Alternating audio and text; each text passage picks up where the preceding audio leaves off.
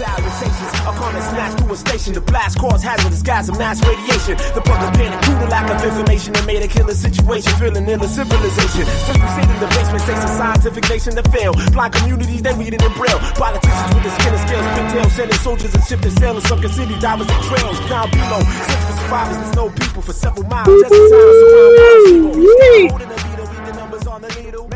that's some spitting right there. That's what that is. Willie Epting Jr., ShakeBack Sports Show, BGC Sports Network, live, loud, and in color, baby. You already know what it is. Thank you guys out there for checking us out on Facebook, my personal page, the Media Group, as well as the network, LinkedIn, YouTube, Instagram TV. I see you guys out there watching. And, of course, Twitter. You know what? We are going to bring back the Social Shake segment. That's something that my former co-host Corey Ellison and I had implemented way back in the day. So we're going to bring that back this episode here in just a moment, just in case you missed it in the first segment. Yeah, we did talk about the 3 L's, the Lakers, Luka, and LeBron. And you can even throw the 3 L's in a D because the defense has been playing stellar the Lakers have been playing stellar on the defense end of the court since Luka has gotten there. And even though Luka is shooting less than 30% from 3-point range, the Lakers, since the deadline, have one of the better records in the NBA. So, and then we also talked about Joel Embiid and the Sixers. We're going to pick back up there here in just a moment. I got one quick final thought about that. Before we move any further, this second segment, it is being brought to you by, follow us on Instagram, YouTube, TikTok, Threads, and Twitter, all at BGCSN1. You know what that does? That continues to make us the hottest future forward online sports network in the collective galaxy. And we thank you for tuning in for that. The BGC Sports Network, hashtag BGCSN1 and BGCSN2. Stream us while you work, cook, or clean, or at home by saying, Alexa, start BGC Sports Network. Also go to BGCSports.net for schedules and upcoming events. And we do have a big event coming up because it's the overhyped, unofficial, or it's the overhyped, slightly censored, unofficial, whatever. The overhyped, unofficial, and slightly censored draft talk is coming up in about a month and a half. No, 2 months. So, yeah, we will be live on scene at Turkey Den in Fort Worth for that. So it's going to be dope. All right. So yeah, let's get back to this Joel Embiid thing. Joel Embiid, probably, I won't label him as a bust because he did win an MVP. He has had MVP caliber seasons. His teams have gone to the playoffs consistently. They made it all the way to the Eastern Conference Finals a couple of different times. So I won't label him as a bust, but it's just a shame that the player who by far could be considered one of the best big men in at least within the last 15 years, is down again. And we just I don't think we're gonna ever see a Joel Embiid that's gonna be 100% ever again. It's just what it is.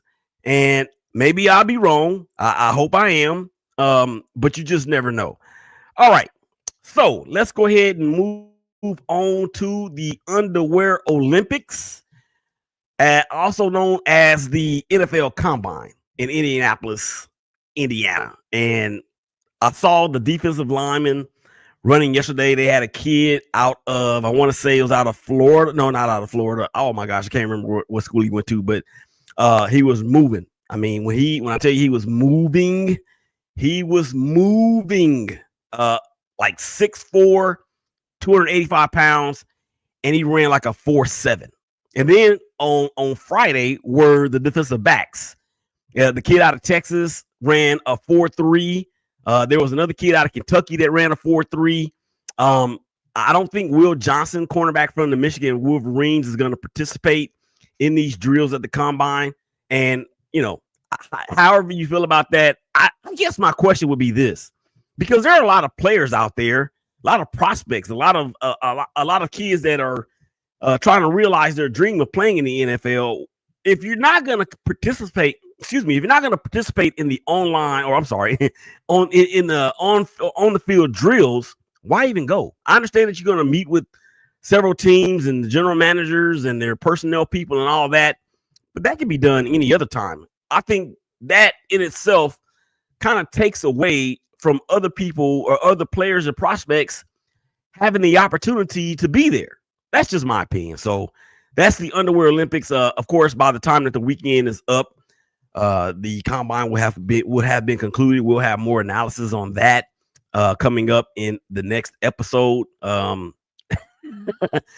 Underwear Olympics, that is what it is. Okay, let's move on to the social shake. For everybody out there, this actually could be this could actually be one of those "did you see that" moments, because when I tell you that social media, and in particular the polls that I've been putting on Twitter this past week, have been phenomenal. A lot of people have participated. A lot of people voted. I had one poll that got over 1,800 votes. The one and I've been doing these polls all week, and I don't have time to get to all of them, so I had to pick out the one that I wanted to talk about, which is this. And I have posted this, I believe it was on Thursday, maybe Wednesday. No, it may have been Tuesday. And what it basically was is, which one of these all-time NBA greats would you have wanted to see win a chip? So I listed Charles Barkley, Patrick Ewing, Karl Malone, or quote tweet your choice. This one actually had 700 votes, a final tally. And if you see here, almost 6,000 views. So I appreciate the love and support that you guys have shown in my return to Twitter. And as you can see, based on the poll, if you're watching and ultimately will be listening, Charles Barkley won by a landslide. 55% of the vote went to Charles Barkley. 25% went to Patrick Ewing. 15% went to Karl Malone, and 4.6% went to quote tweet your choice. And that led me to think, well, who quote tweeted? Romy Rome said at Romy816 Rome says Carmelo Anthony in his days in New York. Country Boy with an I, 567, anybody but Karl Malone. And I understand the reasoning for that sentiment. Incognito says Allen Iverson, Tracy McGrady. Tracy McGrady never had an opportunity to play in the finals.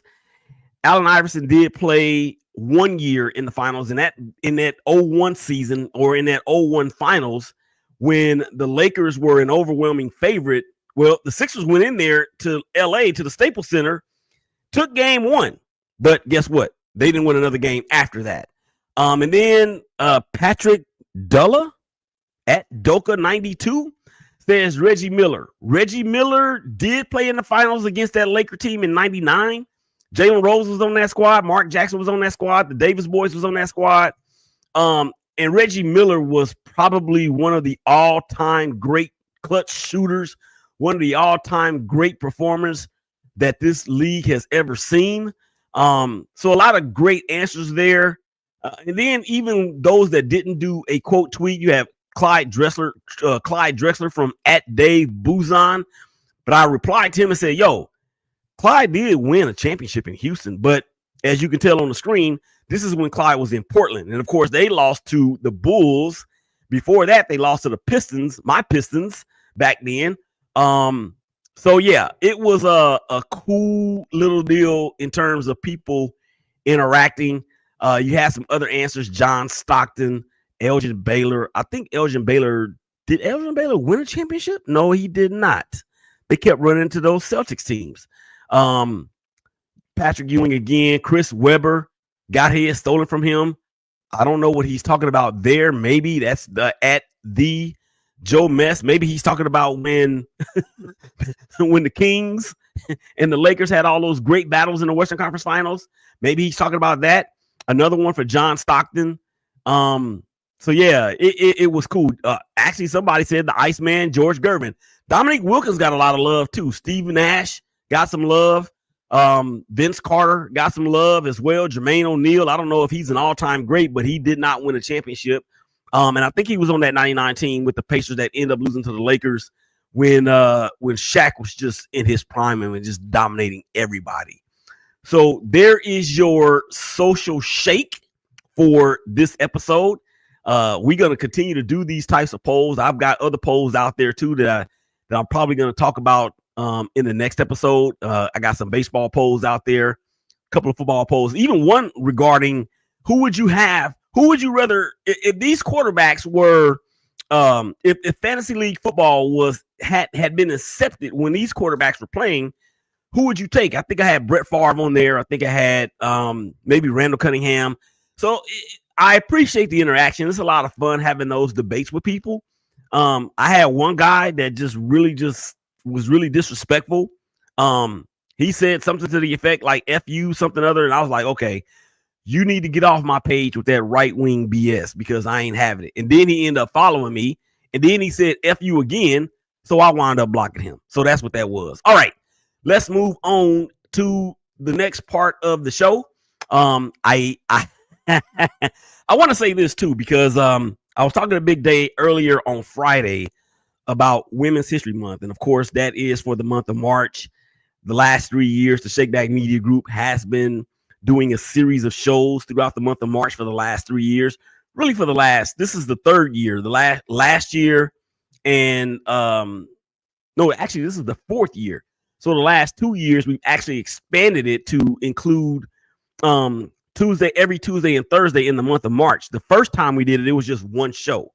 And then it grew some more. And then this year, I think I have 30 ladies that are going to be coming on throughout the month of March. That's going to be beginning on March the 4th, Tuesday at 7 p.m. Central Time, right here on the ShakeBack Media Group and all of our social media platforms, to include, of course, Twitter, YouTube, Instagram.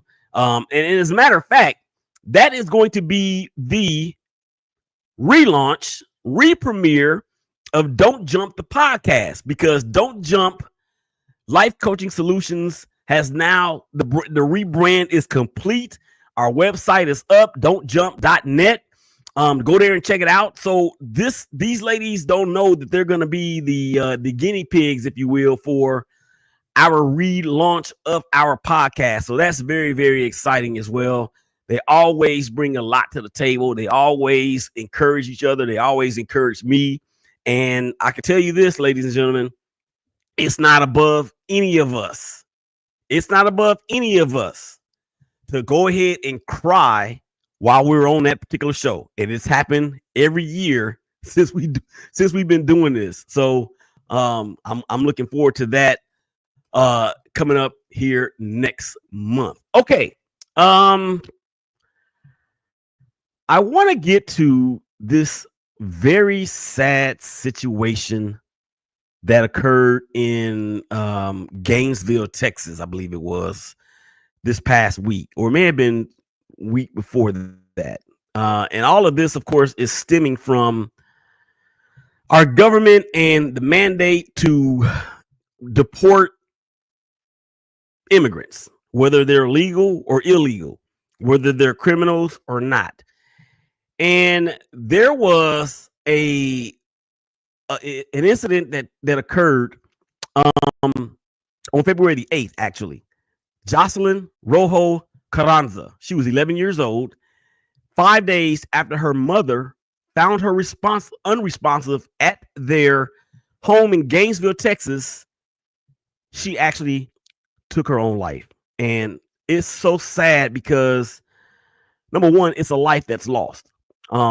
It's a life that's lost, and it shouldn't have happened. It's and what happened basically was, due to the immigration mandate, there were kids at her school that were bullying her and saying that her and her family was going to be visited by ICE and they were going to be deported. She was bullied, taunted over her family's immigration status. That is what her mom said to KUVN at Gainesville Intermediate School in Gainesville, Texas, which is only it may be an hour and a half from my location. So it hits pretty close to home. And there were no signs. According to the mom, there were no signs. She never showed any signs.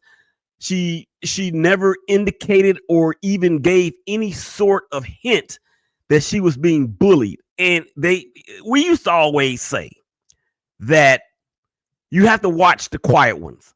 Well, in this case, we should have been watching the quiet ones a little bit more closely. And I'm not faulting the parents by any way whatsoever. Those kids and their parents, and I don't know if those parents are going to face any sort of charges. I think they should. They absolutely should. And it's just a sad situation all the way around, because now you have a family that's going to be changed forever due to the loss of an innocent child from some senseless bullying. And I really would like to know from the people, what are you guys' thoughts on this? What are you guys' thoughts on this particular story that has come out since February that occurred on February the 8th with this innocent young girl? I mean, I understand, and look, I don't have a problem with deportation for people that deserve to be deported. I think that our current administration has painted a whole bunch of people, a whole bunch of good people, a whole bunch of good, God-fearing and hardworking people with the broadest of brushes. And it has become so to where being an immigrant has been demonized.